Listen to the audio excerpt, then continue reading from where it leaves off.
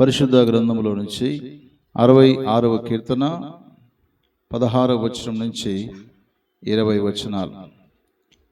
దేవుని యందు భయభక్తు గలవారలారా, మీరందరూ వచ్చి ఆలకించుడి. ఆయన నా కొరకు చేసిన కార్యములను నేను వినిపించెదను. ఆయనకు నేను మొరపెట్టి తిని, అప్పుడే నా నోట శ్రేష్టమైన కీర్తన ఉండెను. నా హృదయములో నేను పాపమును లక్ష్యము చేసిన ఎడల ప్రభువు నా మనవి వినకపోవును. నిశ్చయముగా దేవుడు నా మనవి అంగీకరించి ఉన్నాడు. ఆయన నా విజ్ఞాపన ఆలకించి ఉన్నాడు. దేవుడు నా ప్రార్థనను త్రోసివేయలేదు. నా యొద్ద నుండి తన కృపను తొలగింపలేదు. ఆయన సన్నిధింపబడునుగాక.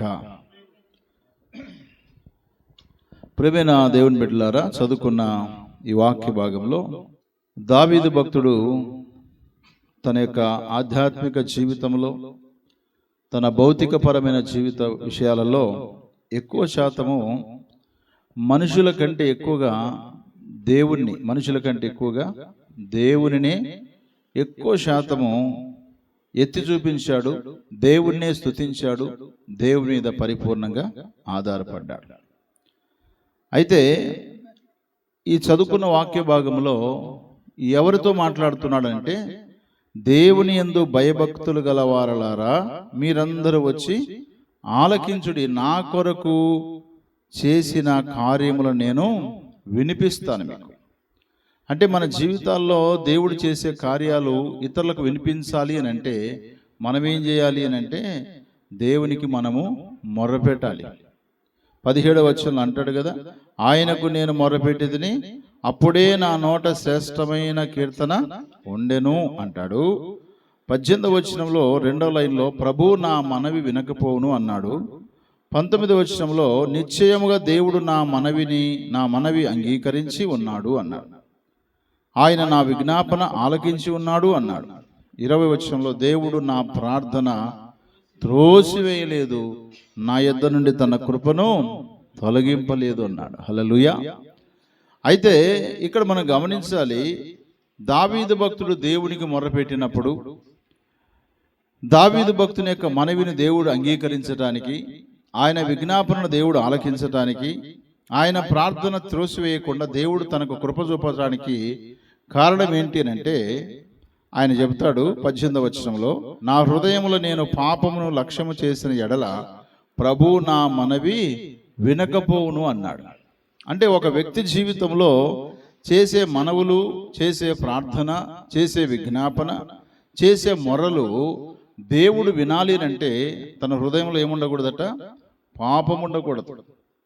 భక్తుడు అదే అన్నాడు కదా, నా హృదయములో నేను పాపమును లక్ష్యము చేసిన ఎడల ప్రభు నా మనవి వినకపోవును అన్నాడు. అంటే హృదయంలో పాపము లక్ష్య పెట్టకుండడానికి బలమైన కారణం ఏంటంటే, ఆయన వాక్యం తన హృదయంలో ఉంచుకున్నాడు. ఆయన చూడండి, 119వ కీర్తన 11వ వచనంలో, నీ ఎదుట నేను పాపము చేయకుండానట్లు నా హృదయంలో నీ వాక్యము ఉంచుకొని ఉన్నాను అన్నాడు. మన జీవితాల్లో మన హృదయంలో దేవుని వాక్యం ఉండాలి. దేవుని వాక్యమే మన హృదయం లేకపోతే దేవునికి ఏమని మొరపెడతాం? కొంతమంది విశ్వాసులు ఉంటారు కదా, ప్రార్థన చేయంటే నాకు ప్రార్థన రాదు అంటారు. నేను ఈరోజు ఒక సాక్ష్యం విన్నాను. ఒక దైవజనుడు ఒక ప్రాంతానికి వాక్యం చెప్పడానికి వెళ్తే అక్కడ ఉన్నటువంటి విశ్వాసులంట ఎన్ని సంవత్సరాల నుంచి తెలుసా సంఘములు ఉండేది? 20 సంవత్సరాల నుంచి సంఘములు ఉన్నారంట. కొంతమంది 30 సంవత్సరాల నుంచి కూడా సంఘములు ఉన్నారంట. కానీ ఇప్పటి వరకు బాప్తిసం తీసుకోలేదంటే ఎవరు. అంటే ఎంత నమ్మక ద్రోహం చేస్తున్నట్టు దేవునికి.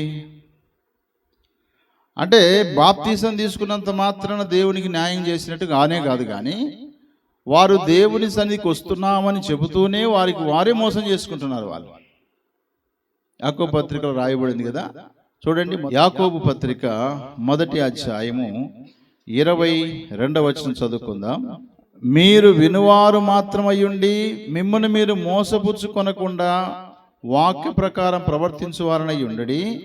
ఎవడైనను వాక్యమును వినువాడయుండి దాని ప్రకారం ప్రవర్తింపని వాడైతే వాడు అద్దములో తన సహజ ముఖమును చూసుకొని మనుషుని పోలి ఉన్నాడు. చూసారా? అంటే చాలా మంది మందిరానికి వస్తుంటారు, వాక్యం వింటుంటారు, వెళ్ళిపోతుంటారు, అంతే. వినువారు మాత్రమై ఉంటే మిమ్మల్ని మీరే ఏం చేసుకున్నట్టు? మోసం చేసుకున్నట్టు. వాక్యం ఏమంటుంది? మార్క్స్ వార్త 16వ అధ్యాయము 15-16 వచనాలు ఏమోనంటే, నమ్మి బాప్తీసం పొందిన వాడు రక్షింపబడును, నమ్మని వానికి శిక్ష విధింపబడును. మరి వీళ్ళు 30 సంవత్సరాల నుంచి 20 సంవత్సరాల నుంచి సంఘంలో సభ్యులుగా ఉన్నారు తప్ప విశ్వాసులుగా మారలేదు. వాళ్ళు ఇంకా సంఘంలో సభ్యులుగా ఉండేది వేరు, సంఘంలో విశ్వాసులుగా ఉండేది వేరు. సంఘంలో సభ్యులు అందరూ ఉంటారు, కానీ సంఘంలో విశ్వాసులు కొందరే ఉంటారు. ఆ కొందరిలో నువ్వు ఉన్నావా? నువ్వు ఉండాలి. విశ్వాస గుంపులో ఉండాలి, కానీ సంఘ సభ్యుల గుంపులో ఉంటే నీకేం ప్రయోజనం లేదు. అప్పుడు ఆ దైవజనుడు అక్కడ వాక్యం చెబితే చాలామంది కన్నీరు గార్చి, అయ్యా ఇలాంటి వాక్యం మేము ఎప్పుడు వినలేదయ్యా, ఈ వాక్యం చాలా ఇంట్రెస్ట్గా విన్నామని కొంతమంది ఏడ్చారంట అక్కడ. అప్పుడు ఆయన చెప్పాడంట, ఏడవడం కాదు, మీ పాపములు ఒప్పుకొని పశ్చాత్తాపడి ప్రభు అయిన యేసుక్రీస్తు నిజమైన దేవుడని అంగీకరించి మారు మనసు రక్షణ బాప్తీసం పొందండి అంటే, తప్పకుండా అయ్యా, తప్పకుండా మేము ప్రభుని నమ్ముకుంటామన్నారంట. అంటే ఈనాడు ఎక్కడో జరిగిన సంగతి గురించి ఆశ్చర్యపోతున్నాం, కానీ మన సంఘములో, మన మధ్యలో, మన జనాల మధ్యలో కూడా చాలామంది లేరంట అలాంటి వాళ్ళు. తాతలు ముత్తాతల నుంచి కూడా సంఘ సభ్యులుగా ఉన్నారు, కానీ సంఘములో విశ్వాసులుగా లేరు.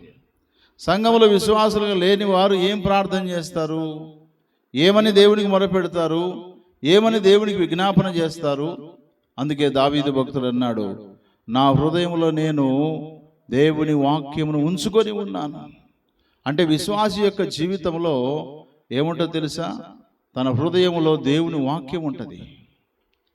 అసలు దేవుని వాక్యం, దేవుని బిడ్డనని చెప్పబడే నీ జీవితంలో ఒక్క వాక్యం కూడా నువ్వు స్వతహాగా కంఠత వాక్యం, లేకపోతే నీవు వాక్యం చూడకుండా కళ్ళు మూసుకొని చెప్పగలిగేటువంటి కెపాసిటీ నీకు లేకపోతే నువ్వేం విశ్వాసివి? ప్రార్థన చేయడానికి కింద మీద పడిపోయి బోర్ల పడి ఇల్లులు పడి తబ్బిబ్బులైపోయి చేసే ప్రార్థన చేస్తున్నావంటే నువ్వేం విశ్వాసివి? కాబట్టి ప్రియులారా, నామకార్థంగా రావడం వెళ్ళడం అనేది సమంజసం కాదు. తప్పకుండా ఏం చేయాలి? సంఘ సభ్యులు ప్రార్థన చేయాలి, వాక్యము చదవాలి, వాక్యము వినాలి, పాటలు పాడాలి, విన్న వాక్యాన్ని నెమరు వేసుకోవాలి, గుర్తు చేసుకోవాలి. అది విశ్వాస లక్షణం. ఎవడైనా క్రీస్తునందున వాడు నూతన సృష్టి. నూతన సృష్టిలో ఏముండాలి? నూతన హృదయం తప్పకుండా ఉండాలి. కాబట్టి దావీదు భక్తుడు అన్నాడు, నేను నా హృదయంలో పాపమును లక్ష్యం చేస్తే ఆయన నా మనవి ఆలకించడు అన్నాడు. మరి ఆయన పాపమును నిర్లక్ష్యం చేయడానికి గల కారణం ఏంటో తెలుసా? తన హృదయంలో దేవుని వాక్యము ఉన్నది. ఈరోజు వాక్యం వింటున్న నీ జీవితంలో, నీ హృదయంలో దేవుని వాక్యం ఉన్నదా?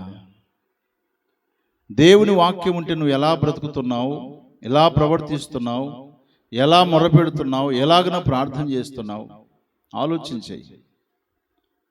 దేవుని వాక్యము లేకుండా నువ్వు ఒక్క మాట, సొంత మాటలతో ఎన్ని ప్రార్థన చేసినా వేస్టే. ప్రభువా, మత్తయి సువార్త 7వ అధ్యాయం 7వ వచనం ఇలా చెప్పావు, అడుగుడి మీకు ఇవ్వబడును, వెదకుడి మీకు, తట్టుడి మీకు. ఇది పిల్లల కంటత వాక్యం. కాబట్టి పిల్లరా, పేరుకు మాత్రమే విశ్వాసులుగా ఉండి ఓ విజ్ఞాపన ప్రార్థన చేస్తున్నా, ఓ ఇంట్లో ప్రార్థన చేస్తున్నా, ఏడైనా అవకాశం వస్తే ప్రార్థన చేస్తున్నా, కాదు. ప్రార్థన చేసి నీ హృదయంలో పాపాన్ని లక్ష్య పెడుతున్నావా, పాపమును నిర్లక్ష్య పెడుతున్నావా? హృదయంలో పాపం అంటే ఏంటి అని అంటే కొన్ని ఉన్నాయి బైబిల్లో. చూడండి, లేవియకాండం 19వ అధ్యాయము 17వ వచనం, నీ హృదయములో నీ సహోదరుని మీద పగబట్టకూడదు, నీ పొరుగు వాని పాపము నీ మీదికి రాకుండానట్లు నువ్వు తప్పక వారిని గద్దింపవలను అన్నాడు. చూడండి, అంటే నీ హృదయంలో నీ సహోదరుని మీద లేక నీ సహోదరి మీద పగబట్టినట్లయితే అది దేవుని దృష్టిలో ఏమవుతుంది? పాపము అంటున్నాడు. హృదయంలో పాపం ఏంటంటే పగనే. యోసేపును తన అన్నలు ఏం చేశారు? పగబట్టి తనను కొట్టి ఆ బావిలో వేసేశారు. పైగా మిద్యానీయులకు అమ్మేసేశారు. సొంత తమ్ముడు కదా, మేము వాడు ఒక తండ్రి కడుపున పుట్టిన వారం కదా, తల్లులు వేరైనా సరే అనే ఇంగిత జ్ఞానం కూడా లేకుండా ఇది పాపం కదా దేవుని దృష్టిలో అని ఆలోచన చేయకుండా, ధర్మశాస్త్రం లేని కాలం అది, కానీ మనస్సాక్షి పనిచేసే కాలం. మోషే వచ్చిన తర్వాత ధర్మశాస్త్రం వచ్చింది, కానీ ఆది కాండంలో ధర్మశాస్త్రం లేదు. మనస్సాక్షి కాలం అది. నువ్వు చేసే పని తప్ప రైట్ అనేది నీ మనస్సాక్షి నీకే చెప్తుంది. వాళ్ళ మనస్సాక్షి గద్దించినా సరేగాక వాళ్ళు ఏం చేశారు? యోసేపుని హతమార్చడానికి, అమ్మివేయడానికి ఇష్టపడ్డారు. కానీ మేము చేసేది పాపం కదా, పగ అనేది మంచిది కాదు కదా అనే అవగాహన లేకుండా వారు ప్రవర్తించారు. కానీ చివరికి తీసేసిన రాయి మూలకు తలరాయి అన్నట్టుగా యోసేపును దేవుడు దీవించి యోసేపు దగ్గర సాష్టాంగపడే పరిస్థితులకు దేవుడు తీసుకొచ్చాడు. కాబట్టి ప్రియులారా, నాన్నలు ఇంత పని చేశారు కదా, నన్ను చిన్నప్పుడు ఇట్లా చేశారు కదా అని చెప్పేసి ఆయన పగబెట్టుకోలేదు. పగబెట్టుకోకుండా వారిని చూసినప్పుడు ఏడ్చాడు, కన్నీరుగా వచ్చాడు, వారికి కావలసిన భోజనం పెట్టాడు. వాళ్ళు గడగడ వణుకుతున్నారు. ఇక వాడు మనల్ని గుర్తుపట్టేశాడు, చిన్నప్పుడు మనం చేసిన పని అని బాగా గుర్తొస్తుంది, చంపేస్తాడేమో అని భయపడుతున్న సందర్భాల్లో కూడా ఆయన ఒక మాట చెప్పాడు, భయపడకుడి, మీరు నాకు కీడు చేయదలిచితిరి కానీ అది దేవుడు మేలుకే జరిగించాడు. నేను మిమ్మల్ని మీ పిల్లల్ని ఏం చేస్తాను? పోషిస్తాను. నేను మిమ్మల్ని మీ పిల్లల్ని చంపేస్తాను అనలేదు ఆయన. నేను మిమ్మల్ని మీ పిల్లల్ని పోషిస్తాను. ఎందుకంటే తండ్రులు చేసిన పాపం పిల్లలు ఎందుకు అనుభవించాలి? కాబట్టి ప్రియులారా, పగ అనేది హృదయంలో ఉంచుకొని మనము ఎంత కన్నీరు గార్చి, ఎంత బిగ్గరగా వినయ విధేయతలతో మనం ఎంత ప్రార్థన చేసినా, ఎన్ని గంటలు చేసిన దానివల్ల ప్రయోజనం లేదు. నీ సహోదరుని మీద కావచ్చు, నీ తల్లి మీద కావచ్చు, నీ తండ్రి మీద కావచ్చు, నీ పిల్లల మీద కావచ్చు, నీ స్నేహితుల మీద కావచ్చు, నీ ఇరుగు పొరుగు వారి మీద కావచ్చు, నీ హృదయంలో వారి మీద పగబెట్టుకొని ఒకవేళ నువ్వు ప్రార్థన చేస్తున్నావా, అట్టి ప్రార్థన దేవుడు వినడు. అది సంఘంలో చేసినా, వ్యక్తిగతంగా చేసినా అలాంటి ప్రార్థన దేవుడు వినడు. కాబట్టి పగ అనేది దేవుని దృష్టిలో పాపంగా ఎంచబడుతుంది. కాబట్టి ఎవరి మీద మనం పగబట్టకూడదు. పగబట్టకుండా ఏం చేయమంటాడు? వారిని తప్పక గద్దించు గాని వారి మీద పగ పెట్టుకోవద్దని చెప్పాడు. కాబట్టి ప్రియులారా, లోకంలో ఒక సామెత ఉంది, పాము పగబడితే వదలదురా అంటారు కదా.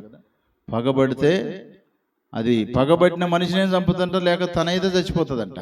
ఇది ఎంతవరకు వాస్తవం మనకైతే తెలియదు. కానీ పగ అనేది సాతాను సంబంధమైన లక్షణం. ఇది పగబట్టేవాడు ప్రభుని ప్రార్థించలేడు, పగబట్టేవాడు ప్రభుని మహింపరచలేడు, పగబట్టేవాడు ప్రభుకి ఇష్టడుగా జీవించలేడు, పగబట్టేవానికి దేవుడు ఏ సహాయం కూడా చేయడు. మొర్దెకై మీద హామాను పగబట్టాడు కదా, వాడు పగవాడని రాయబడింది బైబిల్లో. పగవాడు పగబట్టి చివరికి తను చేసిన ఉరికొయ్య మీద తననే ఉరివేసి చంపేశారు. కారణం ఏంటంటే పగ కలహమును రేపుతుంది. పగ కలహము రేపుతుంది. కాబట్టి ప్రియులారా, మన హృదయంలో పాపం పెట్టుకొని మనం ప్రార్థన చేస్తే దావీదు భక్తుడు చెప్పినట్టుగా మన ప్రార్థన దేవుడు వినడు అనే సంగతి గుర్తించాలి. ఇక మన హృదయంలో ఇంకా ఏముంటుంది చూడండి. కీర్తనల గ్రంథం 55:21, వారి నోటి మాటలు వెన్నవలే మృదువుగా ఉన్నవి, అయితే వారి హృదయములో కలహమున్నది అన్నాడు. ఇందులో మనం గమనిస్తే హృదయములో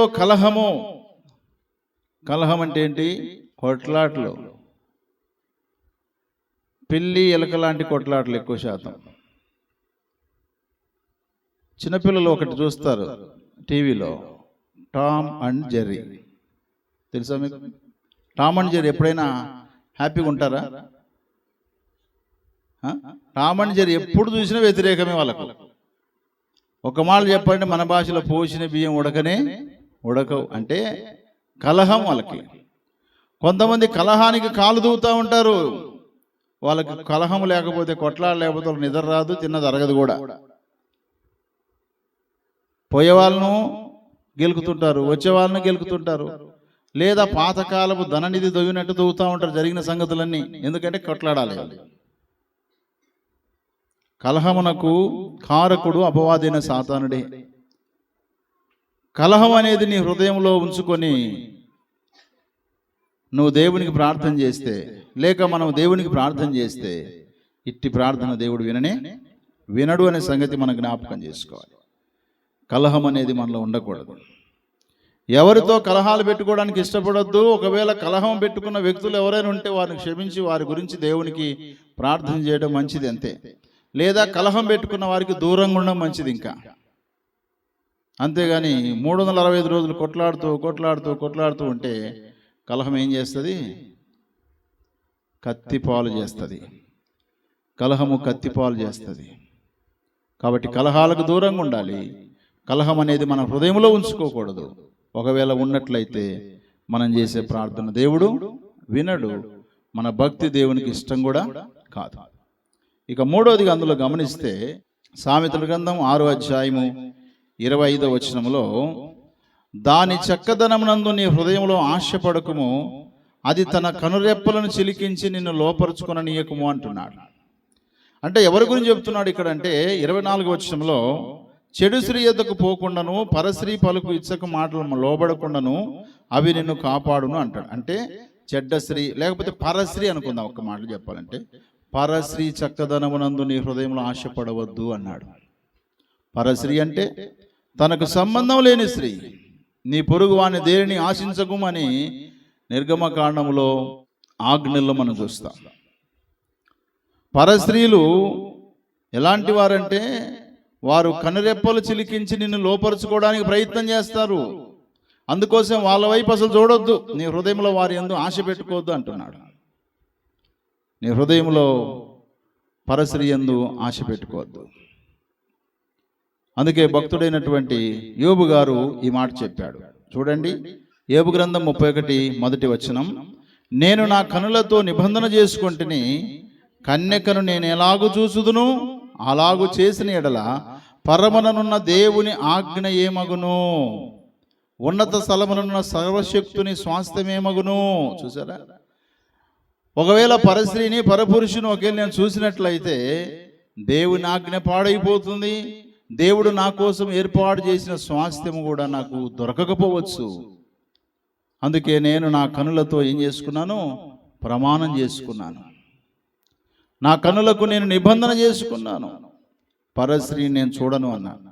ఒకవేళ చూడనని చెప్పి ఒకవేళ తన హృదయంలో మోహించినట్లయితే, తన హృదయంలో ఆశించినట్లయితే ఏం జరుగుద్దంట? యోబు గ్రంథం 31:9లో, నేను హృదయమున పరస్త్రీని మోహించిన ఎడల, నా పొరుగువాని ద్వారమున నేను పొంచి ఉన్న ఎడల, నా భార్య వేరొకరిని తిరగలి విసురును గాక, ఇతరులు ఆమెను కూడుదురుగాక, అది దుష్కామ కార్యము, అది న్యాయాధిపతుల చేత శిక్ష నొందదగిన నేరము అన్నాడు. చూశారు? నేరం. జాగ్రత్త. బైబిల్లో మరి చోట రాయబడింది, నీ కన్నులు ఇటు అటు చూడక అని రాయబడింది. సరిగా ముందుకు చూడు, దిక్కులు మక్కులు చూడాల్సిన అవసరం లేదు. పరస్త్రీ ఎదుట, పరపురుషుల ఎదుట మన కనులను చిలికించి వారిని చూసి వారి చక్కదనాన్ని కోరి నీ హృదయంలో ఆశిస్తే అలాంటి ప్రార్థన దేవుడు వినడు. హృదయం అన్నిటికంటే ఘోరమైన వ్యాధి కలిగింది. సామెతలు అంటాడు, అందము మోసకరము, సౌందర్యము వ్యర్థం. ఎంత అందగాడైనా సరే కాక తెల్లంటికలు వస్తే లేదా? ఎంత అందగత్తైనా సరే తెల్లంటికలు వస్తే లేదా? పనులు ఊడిపోతే లేదా? ఎదుటి వారి అందం మీద ఆశ పెట్టుకుంటే, పరస్త్రీ మీద, పరపురుషుడి మీద ఆశ పెట్టుకుంటే అది పాపమవుతుంది. ఆ పాపం పెట్టుకొని పరమున్న దేవుని దృష్టికి నేను వేషధారణ అవుతానంట. యేసు ప్రభువు వారు చెప్పారు, మత్తయి సువార్త 5వ అధ్యాయము 27-28 వచనాలు, వ్యభిచారము చేయవద్దని చెప్పబడిన మాట మీరు విన్నారు కదా. నేను మీతో చెప్పున్నది ఏమనగా, ఒక స్త్రీని మోహపు చూపుతో చూచు ప్రతి వాడు అప్పుడే తన హృదయమందు ఆమెతో వ్యభిచారం చేసిన వాడగును అన్నాడు. నీ కుడి కన్ను నిన్ను అభ్యంతరపరిచిన ఎడల దాని పెరికి నీ యొద్ద నుండి పారవేయము. నీ దేహమంతయు నరకములో పడవేయబడకుండా నీ అవయములలో ఒకటి నశించుట నీకు ప్రయోజనకరం కదా అన్నాడు. అంటే మన కన్నులు ఎంత జాగ్రత్తగా పెట్టుకోవాలి. అందంగా కనపడినారని చెప్పేసి వాళ్ళను మనసులో ఏదో రకరకాల ఊహలు వేసుకున్నావంటే ఖచ్చితంగా దేవుడు అంటున్నాడు, నువ్వు అప్పుడే నీ హృదయంలో ఏం చేసినట్టు? వ్యభిచారము చేసినట్టు అన్నాడు. ఎంత పరిశుద్ధుడైతే ప్రభు చెప్పాలి ఈ మాట? ఏ భక్తులు చెప్పలేదు ఈ మాట. స్వయాన యేసు ప్రభు వారే చెప్పారంటే ఆయన నిష్కల్మషుడు, పవిత్రుడు, పాపులలో చేరక ప్రత్యేకంగా ఉన్నవాడు, ఆయన నిర్దోషి ఆయన కదా, నీతిమంతుడు యేసయ్య. యేసయ్య మాటనైనా మనం వినాలి.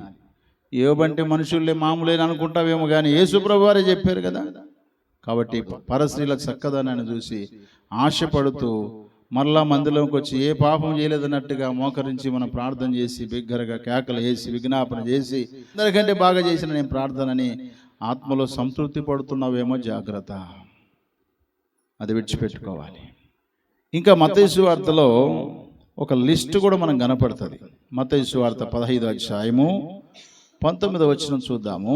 దురాలోచనలు, నరహత్యలు, వ్యభిచారములు, వేశ్యాగమనములు, దొంగతనములు, అబద్ధ సాక్ష్యములు, దేవదూషణలు హృదయముల నుండి వచ్చును. ఇవి మనిషిని అపవిత్రపరచును గాని చేతులు కడుక్కొనక భోజనం చేయటం మనిషిని అపవిత్రపరచదని చెప్పాను. అంటే యేసు ప్రభు వారి శిష్యులతో కొంతమంది అంటున్నారు, మీరు చేతులు కడుక్కోకుండా భోజనం చేస్తున్నారేంటి, అపవిత్రత కదా అది అన్నారు. అప్పుడు ప్రభు చెప్పాడు, భోజనం చేయడానికి ముందు చేతులు కడుక్కున్నా కడుక్కోకపోయినా ఏం కాదు, కానీ హృదయంలో కొన్ని ఉన్నాయి పాపాలు, అపవిత్రత కలుగజేసే హృదయంలో ఉన్నాయి. ఏంటవి?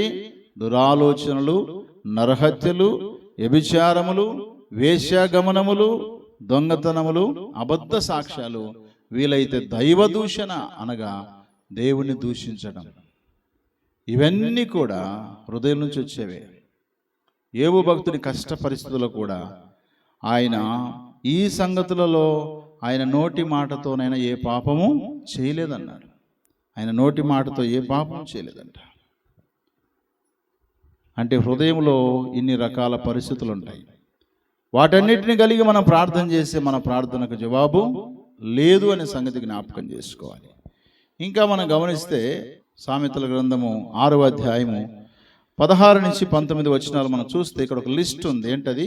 యెహోవాకు అసహ్యములైనవి 6 గలవు, 7 ఆయనకు హేయములు. అవేవనగా అహంకార దృష్టి, కళ్ళలాడు నాలుక అంటే అబద్ధమాడే నాలుక, నిరపరాధులను చంపు చేతులు, దుర్యోచనలు యోచించు హృదయం అంటే చెడ్డ దురాలోచన చేసే హృదయం, కీడు చేయుటకు త్వరపడి పరిగెత్తు పాదములు, లేని వాటిని పలుకు అబద్ధ సాక్షి, అన్నదమ్ములలో జగడములు పుట్టించువాడు. ఈ 7 కూడా దేవునికి ఇష్టం లేనివి. అంటే ఇవి కూడా ఎక్కడ ఉంటున్నాయి? హృదయంలో. అహంకారం హృదయంలో ఉండేదే, అబద్ధం హృదయంలో ఉంటుంది, నిరపరాధులను చంపాలనుకోవడం కూడా హృదయంలో ఆలోచనే, దురాలోచనలు హృదయంలో ఉంటాయి, కీడు చేయాలని త్వరపడే పాదాలు కూడా హృదయంలో నుంచే వచ్చేస్తాయి, లేని వాటిని పలికి అబద్ధ సాక్ష్యాలు కూడా హృదయంలో నుంచి వచ్చేస్తాయి. అన్నదమ్ముల కొట్లాటలు పెట్టాలని ఆలోచన ఎక్కడి నుంచి వస్తుంది? హృదయంలో నుంచి వస్తుంది. అందుకే దేవుడు ఈ మాట చెప్పాడు. ఇర్మియా గ్రంథం 4వ అధ్యాయం 14వ వచనం చూద్దాము. ఇర్మియా గ్రంథం 4వ అధ్యాయం 14వ వచనం. యెరూషలేమా, నీవు రక్షింపబడినట్లు నీ హృదయంలో నుండి చెడుతనము కడిగి వేసుకొనుము. ఎన్నాళ్ళ వరకు నీ దుష్టాభిప్రాయము నీవు కలిగి ఉండును, ఎన్నాళ్ళ వరకు నీ దుష్టాభిప్రాయములు నీకు కలిగి ఉండును అన్నాడు. యెరూషలేమా అంటే ఒక విశ్వాసి, ఓ సంగమా, నువ్వు రక్షింపబడినట్టు నీ హృదయంలో నుంచి చెడుతనం కడిగి వేసుకో అన్నాడు. అంటే హృదయంలో చెడుతనం ఉంటుంది. హృదయంలో చెడుతనంతో మనం చేసే ప్రార్థన దేవునికి వినపడదు, ఆ ప్రార్థనకు జవాబు రానే రాదు. అందుకే యోబు గురించి రాయబడిన మాట కదా, అతడు చెడుతనమును విసర్జించిన వాడు. యెహోవా యందలి భయభక్తులు కలిగినట్ట చెడుతనం విసర్జించుటే అని కూడా రాయబడింది బైబిల్లో. ఏదైతే చెడుతనం ఉంటుందో దాన్ని విడిచిపెట్టుకో. మంచితనముతో దేవునికి ప్రార్థన చేయి, మంచితనంతో దేవుని ప్రార్థన చేయాలి. దావీదు భక్తుడు తన జీవితంలో ఉదయకాలము, మధ్యాహ్నము, సాయంత్రకాలము ఆయన ఏం చేస్తున్నాడు? దేవునికి మొరపెడుతున్నాడు. 55వ కీర్తన 16-17 వచనాలు. అయితే నేను దేవునికి మొరపెట్టుకొందును, యెహోవా నన్ను రక్షించును. సాయంకాలమున, ఉదయమున, మధ్యాహ్నము నేను ధ్యానించుచు మొరపెట్టుకొందును, ఆయన నా ప్రార్థన ఆలకించును అన్నాడు. 57:2లో కూడా మనం చూసినట్లయితే, మహోన్నతుడైన దేవునికి నా కార్యము సఫలము చేయు దేవునికి నేను మొర్రపెట్టుచున్నాను అన్నాడు. 55వ కీర్తన 15వ వచనంలో, అపత్కాలం నీవు నన్ను గూర్చి మొర్రపెట్టుము, నేను విడిపించదును, నీవు నన్ను మహిమపరచదవని దేవుని వాగ్దానం కూడా ఉన్నది. కాబట్టి ప్రియులారా, దేవుని సన్నిధిలో ప్రార్థన చేసి మన జీవితాల్లో మన హృదయంలో పాపము లక్ష్య పెడితే మన ప్రార్థనకు జవాబు లేదు. కాబట్టి మన హృదయంలో పాపము లేకుండా ప్రభువుకు ప్రార్థన చేద్దాం. అలాంటి ప్రార్థన దేవుడు మనకు వింటాడు, తప్పకుండా జవాబును ఇస్తాడు. హృదయంలో పాపం అనగా పగ, కలహము, చెడుతనము, ఎదుట పరస్త్రీలను పరపురుషులను ఆశించడము, ఇవన్నీ కూడా హృదయంలో పాపాన్ని, దురాలోచనలు, జగడాలు పుట్టించడం, అబద్ధ సాక్ష్యం పలకటం, లేని వాటిని చెప్పడం కదా. ఇవన్నీ కూడా దేవునికి ఆయాసకరమైన గనక అలాంటి ఒకవేళ నీలో ఉంటే, ప్రభువా ఇలాంటి గుణం నాలో ఉంది, క్షమించు అని ప్రభు దగ్గర క్షమాపణ కోరుకొని నిజమైన ప్రార్థన చేయి. తప్పకుండా దేవుడు నీ ప్రార్థనకి, నా ప్రార్థనకి, లేక మనందరి ప్రార్థనకు దేవుడు జవాబిస్తాడు. కాబట్టి మన ప్రార్థనకు జవాబు రావడానికి ఒకటే, మన హృదయంలో పాపము లేకుండా దేవునికి ప్రార్థన చేయాలి. దేవుడు అలాంటి కృప, అలాగ ప్రార్థన చేయుటకు పరిశుద్ధ ఆత్మ దేవుడు మనందరికీ సహాయం చేయనుగాక. ఆమేన్.